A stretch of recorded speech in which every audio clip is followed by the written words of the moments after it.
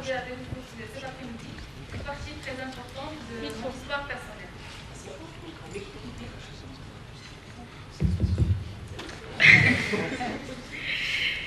Donc, avant de commencer, j'aimerais juste vous avertir qu'à la fin de cette présentation, au moins 50% des personnes présentes vont décider d'être heureuses. Ouais.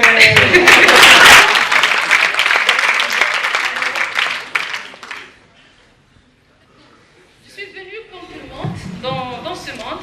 Je me suis installée dans un très beau pays qui s'appelle le Maroc.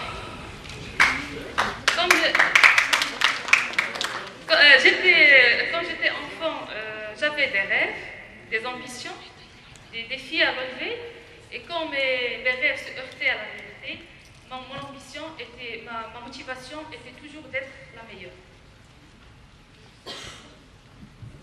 À l'âge de 3-4 ans, je posais toujours la même question à mon père.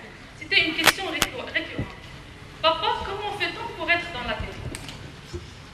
Et lui, il me répondait toujours la même réponse. Il faut être la première de ta classe. D'ailleurs, monsieur le Majidi, vos enfants ont de la chance parce que vous ne leur demandez pas d'être les premiers de la classe. Bravo. Donc, moi qui aimais toujours être la meilleure, cette condition ne me faisait pas peur. Donc, pour moi, être la première, au contraire, ça me stimule. Donc, au primaire comme au collège, j'étais la première. J'arrive à la dernière année du collège, je devais choisir une option d'orientation pour la suite de mes études au secondaire. Sans hésitation, je remplis sur le formulaire d'orientation les 3 choix électroniques. Et un de mes professeurs, il a remarqué ce que j'ai fait, il me pose la question électronique, tu es sûr? Il m'a dit oui, je suis sûre. Je lui ai dit oui, je suis sûre.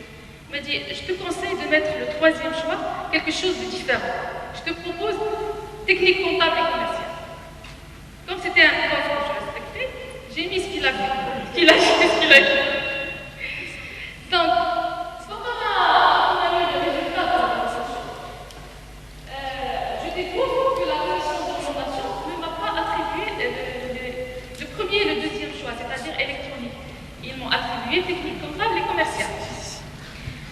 Donc, à l'époque, cette nouvelle était une très mauvaise nouvelle pour moi, et au point que j'ai décidé d'aller entendre les raisons de cette décision de la bouche des responsables d'orientation à la délégation du ministère de l'Éducation.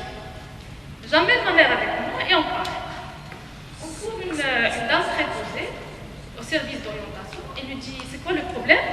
Je lui dis, moi j'étais la meilleure du collège et j'ai demandé électronique et on m'a attribué technique comptable et commerciale.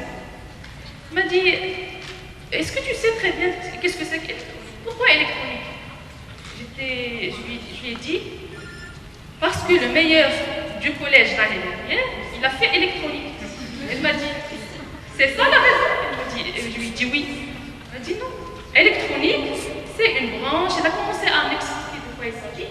Et moi qui étais incapable, et je le suis toujours, de changer la batterie de ma montre, je me suis rendu compte que je ne suis pas faite pour ce genre d'études. Elle m'a alors convaincue d'accepter l'option qu'ils m'ont attribuée, c'est-à-dire technique comptable et commerciale. Elle m'a dit, si jamais tu continues dans ce même risque, et tu es parmi les premiers, tu peux intégrer une école de gestion, une grande école de gestion, après tu peux travailler dans la bourse. Bref, elle m'a convaincue. Je suis au lycée, j'ai continué mes études, j'ai continué à être toujours la première, au point que j'ai eu 17,49 à la fin. Ça m'a permis, bien sûr, d'intégrer la grande école de gestion, mais pendant les 4 ans, dans cette grande école de gestion, je ne suis plus la première. Vous allez me dire pourquoi? Eh bien, parce que les critères d'évaluation ont changé. Moi, j'ai fait mes études au public, au système public. Et dans cette école, il y avait de tout. Il y n'avait pas les mêmes critères d'évaluation comme le système public. Parce que aussi j'étais timide, je ne pouvais pas prendre la parole devant un public, même si c'est un public de 20 personnes. J'habitais loin et je venais souvent en retard. Et aussi parce que je ne pouvais pas lever le doigt et répéter ce qu'a dit le professeur d'une autre manière. Pourquoi? Pour parler. Et ça, c'est ce que faisait la majorité de mes collègues de classe.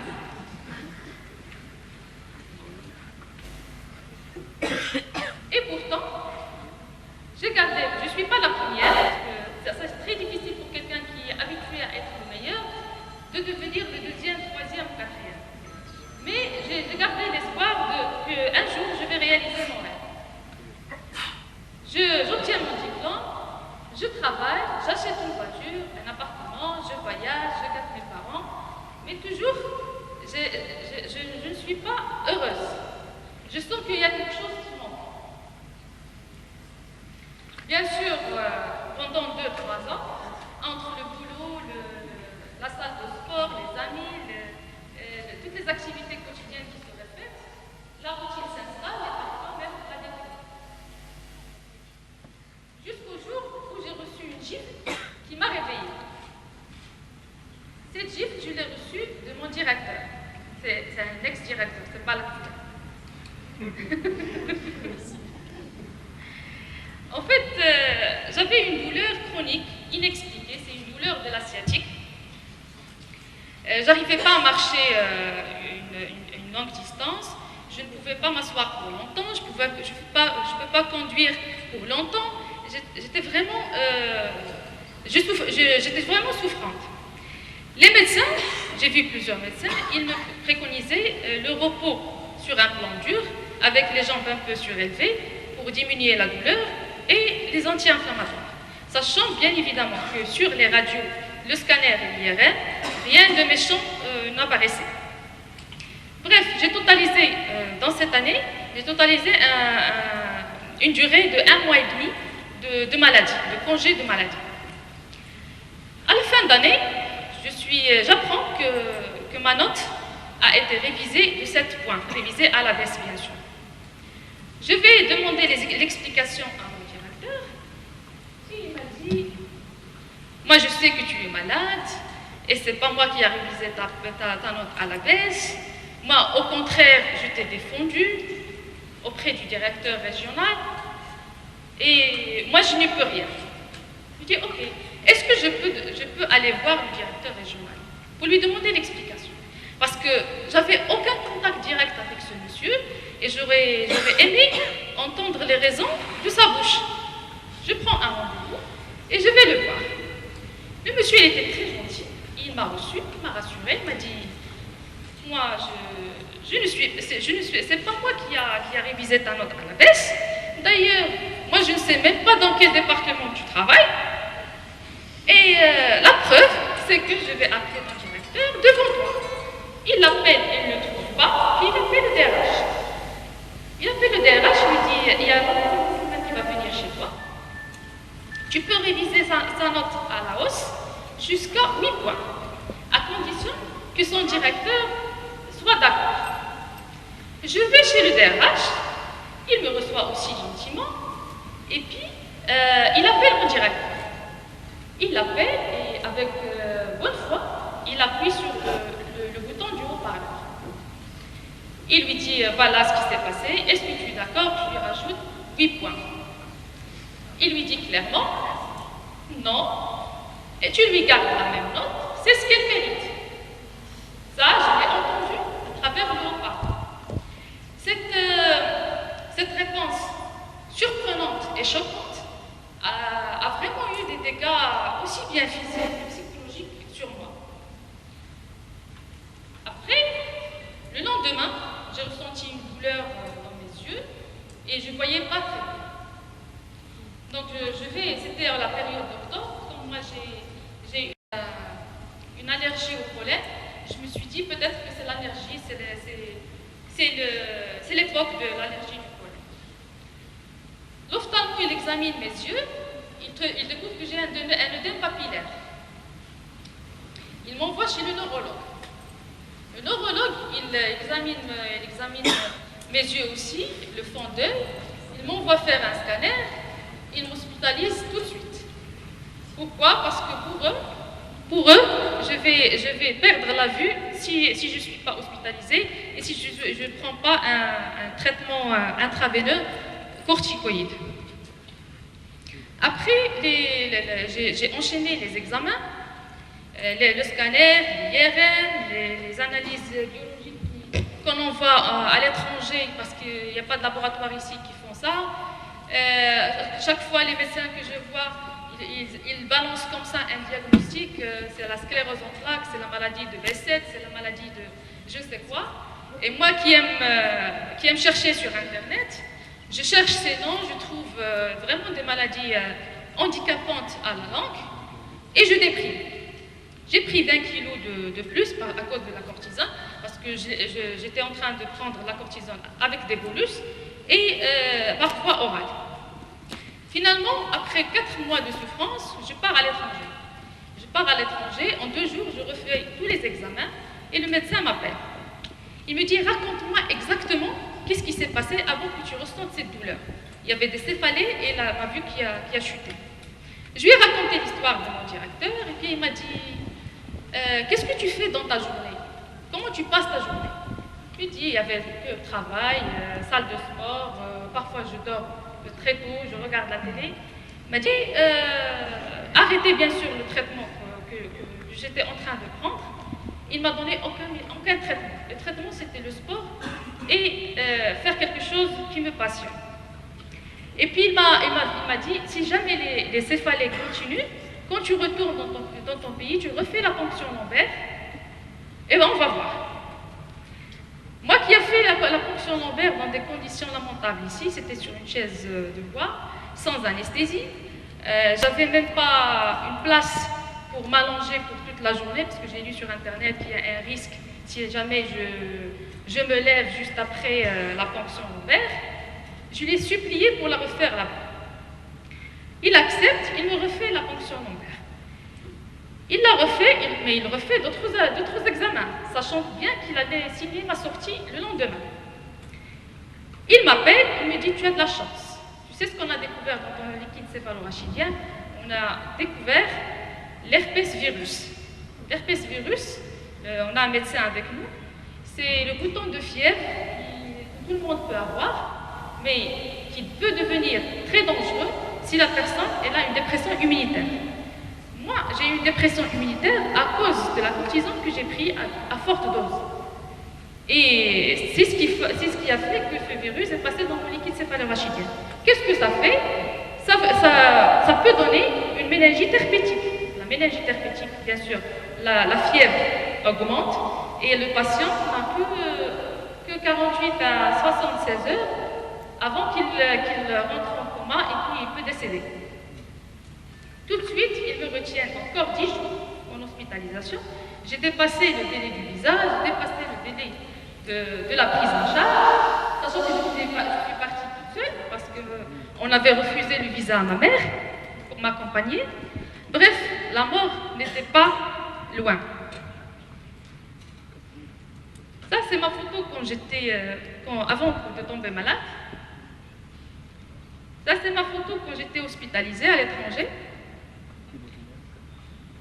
Et c'est ça ma photo, bien sûr, quand j'ai pris les 20 kilos. Je suis devenue méconnaissable au point que des personnes, ils sont dans mon bureau et ils me disent « Mais elle est où, mademoiselle Beslimane ?»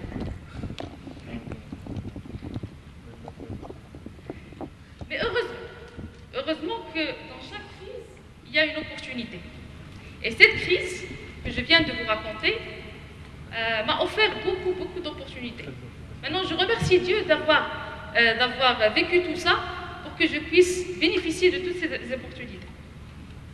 Bien sûr, la première opportunité, c'était le conseil d'or que mon médecin m'a donné. Il m'a dit, fais quelque chose que tu aimes, occupe-toi. Il ne faut pas laisser du temps libre parce que sinon, tu vas l'utiliser dans des idées noires, tu vas commencer à réfléchir dans ce qui s'est passé dans ton boulot. Donc, il faut que tu sois occupé. Qu'est-ce que j'ai fait comme action immédiate? Je me suis inscrite dans des cours de PNL. D'ailleurs, notre speaker, le coach Saifeddine El-Gharbaoui, c'était le premier coach que j'ai consulté. Et je le remercie du fond de cœur parce qu'il m'a ouvert les yeux sur beaucoup de choses. Il ne m'a pas donné de conseils, c'est ça l'important. Il m'a posé les bonnes questions et il m'a laissé trouver les réponses. Après, j'ai adhéré à une multitude d'associations. Et le travail associatif, je suis d'accord avec notre speaker Moni, qui a dit que l'associatif est une école. Je suis d'accord, j'ai appris beaucoup de choses. Et ce qu'on apprend dans l'associatif n'existe nulle part, ni dans une université, ni dans une école, ni dans nulle part, ni dans votre boulot. Ça existe uniquement dans le travail associatif. Je me suis inscrite à un master et j'ai commencé à réseauter à gauche et à droite. Le résultat de tout ça, c'est que je me suis épanouie et j'ai joué ma musique intérieure. Je suis devenue heureuse parce que je faisais ce que j'aimais. Pour ceux qui... Je vois dans la salle beaucoup de personnes que je connais qui ont eu l'occasion de faire partie de quelques projets que j'ai gérés. Je ne dors pas. Je ne dors pas, par exemple, à 11h, minuit. Je dors 2h, 3h du matin. Pourquoi? Et je ne sens pas la fatigue. Parce que ce que je fais, je l'aime. Je ne sens pas vraiment la fatigue.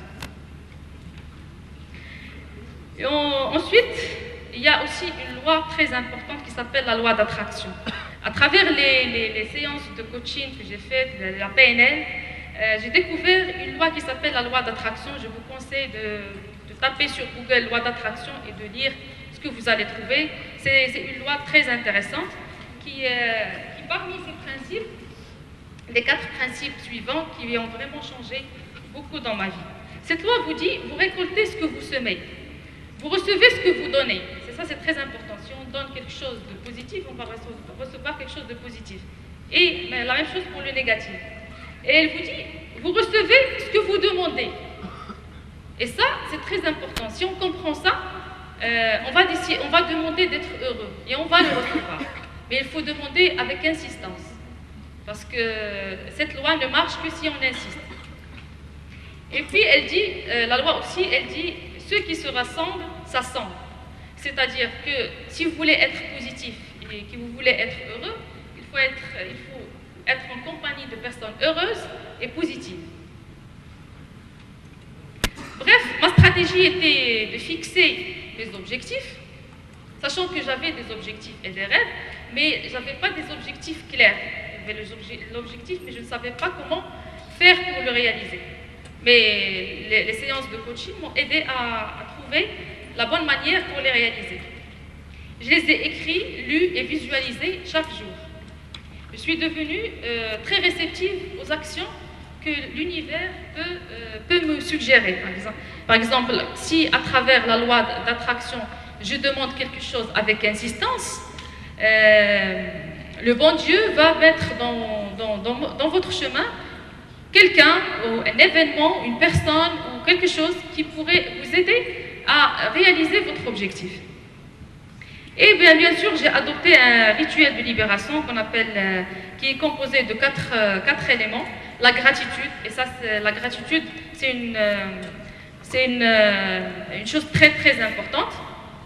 Et moi, je vous conseille de faire un exercice très très simple pour ceux qui sentent qu'ils manquent de quelque chose.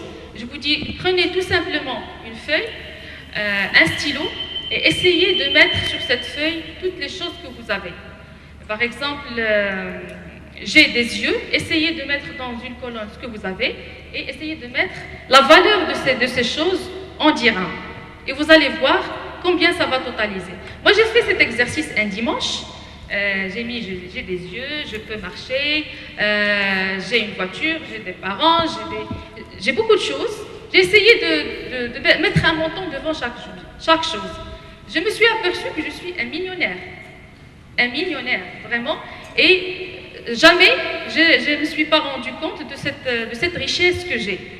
Après cet exercice, tout est devenu accessible. Parce qu'avec la loi d'attraction, il suffit de bien définir avec insistance. Et puis aussi un autre exercice qui est le pardon. Le pardon, il faut pardonner tout le monde. Si vous voulez avancer, il faut pardonner. Par exemple, moi, j'ai pardonné mon directeur qui m'a fait toute cette histoire pour que je puisse avancer. Et aujourd'hui, je le remercie.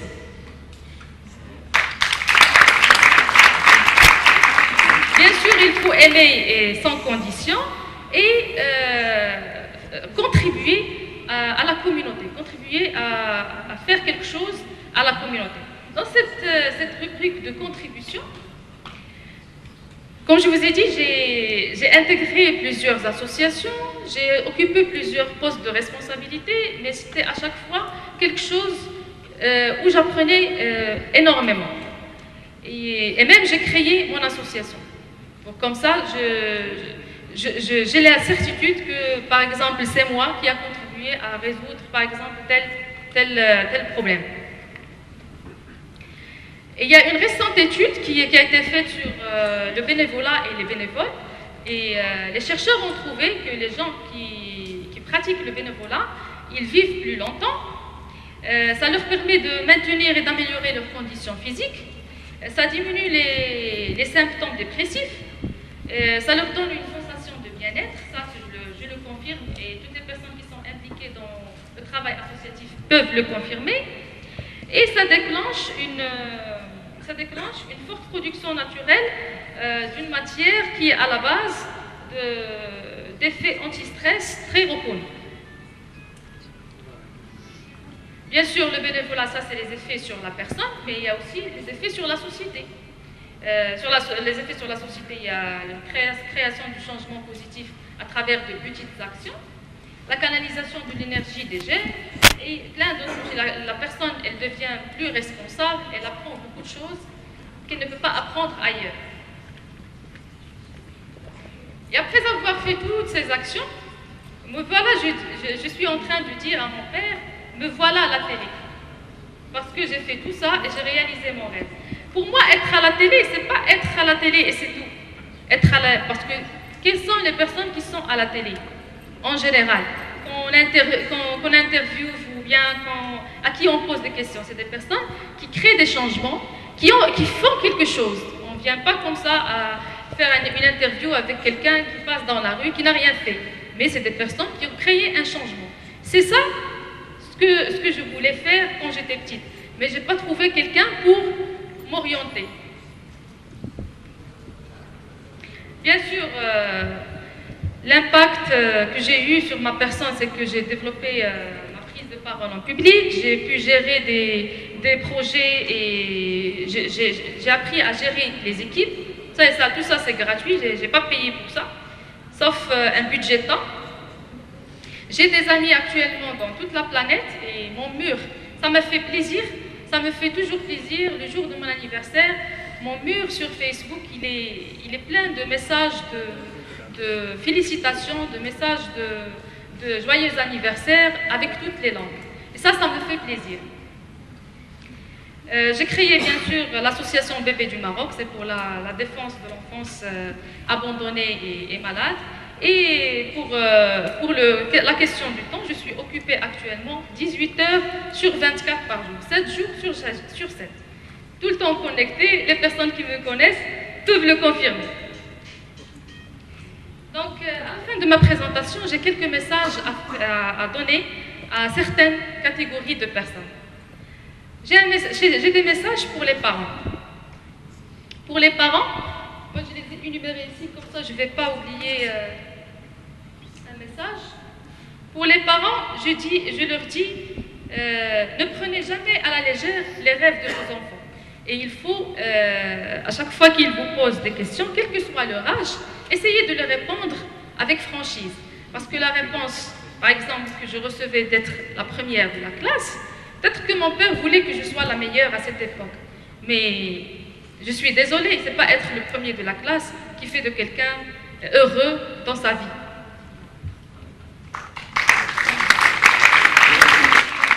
Il faut bien sûr initier, pour les parents, il faut qu'ils initient leurs enfants au volontariat. C'est très très important.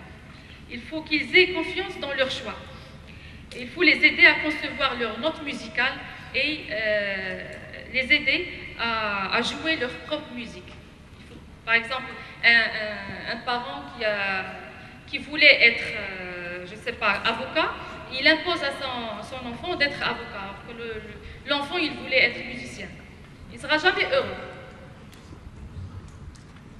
Donc, la première catégorie de personnes à qui j'ai des messages, ce sont les professeurs. Donc, à l'école où j'étais, les professeurs ne savaient pas gérer l'hétérogénéité dans leur classe. Du coup, ils marginalisent les silencieux et ils ne les valorisent pas. Alors que ces silencieux-là, ils ont beaucoup de choses à dire. Sauf qu'ils ont un peu du mal à s'adapter au système de l'école. Et puis, la troisième catégorie de personnes à qui j'ai des messages, ce sont les boss, les directeurs, les responsables. Pour cette catégorie de personnes, je leur dis il faut mettre la bonne personne à la bonne place. Un collaborateur n'a jamais été un esclave. Et les gens ne réagissent pas de la même manière à l'harcèlement moral. Une personne, par exemple, qu'on peut harceler moralement, elle est tellement occupée et elle ne prête même pas attention à ce qui se passe. Mais une autre, elle est tellement fragile qu'elle peut mourir. Et les chaises sont tournantes et il faut aussi encourager les collaborateurs à faire du volontariat et à servir leur communauté. Parce que quelqu'un qui fait du volontariat, il va apprendre beaucoup de choses. Il va faire la différence par rapport à ses collègues. Il va utiliser ses compétences qu'il apprend ailleurs dans son travail. Donc c'est quelqu'un qui a plus de valeur. Malheureusement, dans nos sociétés, la majorité ne voit pas les choses comme ça. Ils vous disent, vous perdez votre temps, au lieu de faire des heures supplémentaires dans votre travail, vous allez dans l'associatif, et ils voient les choses autrement. J'ai des messages en médecin.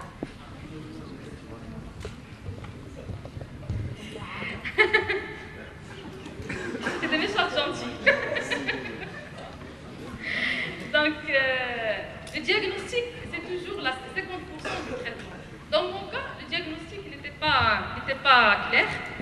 C'est ce qui a fait que j'ai souffert. Il faut savoir reconnaître l'erreur, parce que l'erreur est humaine, et savoir dire je ne sais pas au bon moment. Parce qu'à certains moments, moi, j'ai lu sur Internet beaucoup de documents qui parlent de la sclérose en plaques, et j'ai essayé de discuter avec pas mal de médecins ici, et de leur dire que moi, j'ai pas ces symptômes. Et personne ne m'a écouté, personne. Et ils me disent non, on va continuer les examens. Et si j'avais continué tous les examens ici, peut-être que je ne serais pas devant vous aujourd'hui. Et bien sûr, il faut écouter le patient, parce que aussi le patient, c'est lui qui est malade, c'est lui qui ressent beaucoup de choses. Récapitulons, donc, dans cette présentation, on a parlé des rêves des enfants et leur signification, de l'orientation scolaire, on a parlé de la musique intérieure de chacun et comment on peut être heureux si on joue notre musique intérieure. On a parlé de l'erreur médicale, on a parlé de l'harcèlement moral au travail, des bienfaits du bénévolat et de la loi d'attraction. Tout ça, c'est bien, mais ce que je veux que vous reteniez de cette présentation, une seule chose, c'est qu'une crise égale une opportunité.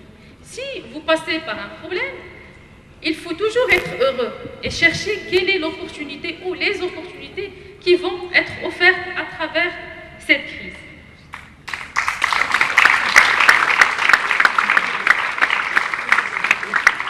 Aujourd'hui, je n'oublie jamais de remercier la personne qui m'a donné la gifle, qui m'a réveillée, c'est mon ex-directeur. Je lui dis merci avec toutes les langues. Thank you so much. Muchas gracias. Arigato gozaimasu. Cheche en chinois. Merci. Merci à vous aussi. Et n'oubliez pas de jouer votre musique intérieure.